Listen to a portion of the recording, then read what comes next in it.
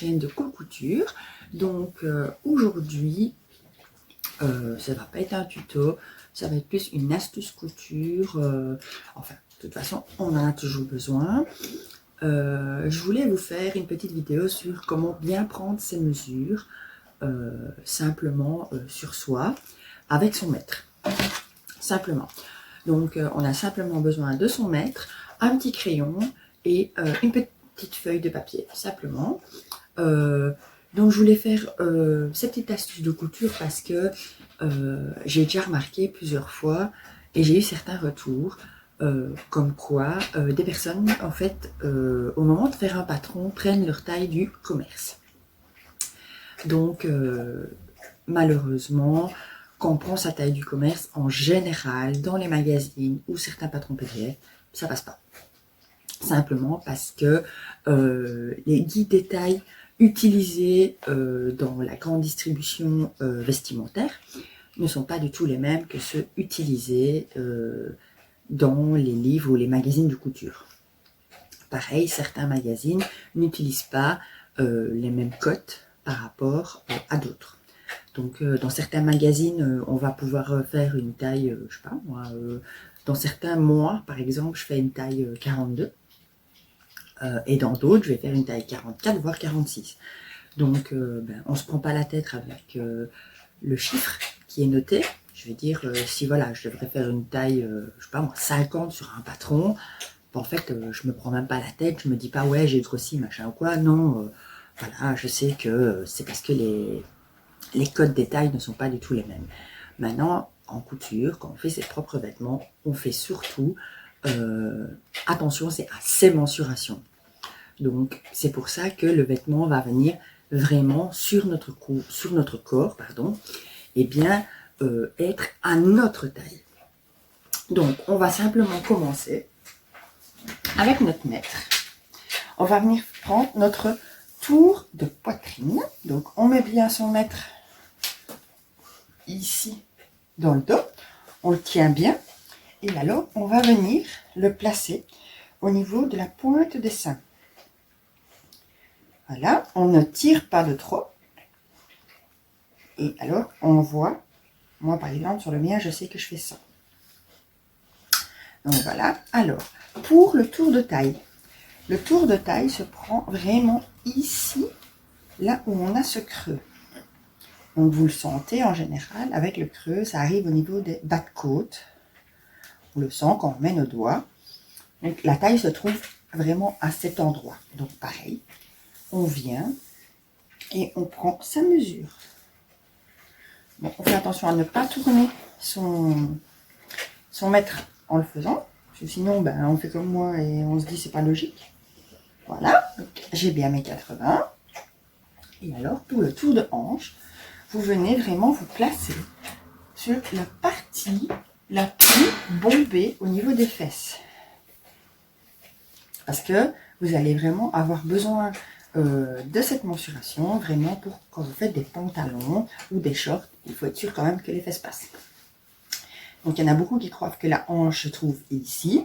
Non, la hanche va vraiment se trouver ici plus bas, au niveau où la fesse est le plus large.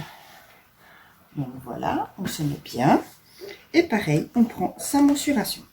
Donc moi j'ai bien mes 105 cm.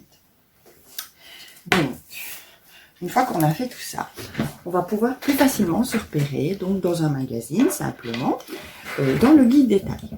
Dans différents magazines, on va avoir le guide de taille normal, plus le guide de taille vêtements finis. Alors, quand vous voyez vêtements finis, en fait c'est pour vous donner une approximation de la taille en centimètres de votre vêtement quand il sera cousu. Donc avec les valeurs d'aisance ou par exemple en jersey, par moment on n'a pas d'aisance ou alors on a une aisance négative. Donc tout dépend du vêtement que vous souhaitez faire. Sur certains, il n'y a pas toujours, je vais dire, le tableau de vêtements finis. Maintenant, beaucoup de créateurs indépendants le font. Et je trouve ça vraiment bien parce que au moins on peut se rendre compte si le vêtement va vraiment être large ou pas. Moi, ça m'est déjà arrivé sur un patron, avec la dimension du vêtement fini, de remarquer qu'en fait, ça allait être beaucoup trop grand. Donc, je me suis référée à la taille de vêtement fini, par exemple pour un haut, parce que à la base, il était large.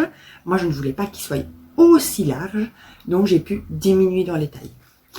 Mais maintenant, avec le guide des tailles standard, donc vous prenez bien vos mensurations de tour de poitrine, tour de taille, tour de hanche, et vous vous référez toujours au tableau. On conseille donc de faire une toile avant, dans certains, genre un pantalon, ou des choses un peu plus compliquées, de faire une toile, parce que ça peut arriver que il y ait des retouches à faire. Moi, j'ai eu la blague sur un pantalon de la Maison Victor. Le pantalon à la base taillé large, le pantalon qui se trouve dans mon podcast 2. Donc, c'était le pantalon Valérie. Donc, pantalon assez large que j'avais fait en orange saumon. Il taille très très large. Alors, donc, je l'avais fait à ma taille, donc le 42. Et en fait, j'ai dû tout redéfaire pour le refaire en 38. Parce que, en fait, voilà. Là, la taille, ça ne fonctionnait pas. Il était beaucoup trop grand, mais vraiment de partout. Donc, on aurait dit, j'avais mis un sac ou un clown, parce que ça faisait énormément trop large. Donc, je l'ai refait à ma taille, et maintenant, il me va vraiment bien. Donc, voilà, des fois, il faut faire une toile, ou alors on fait des retouches directement. Donc, voilà, simplement.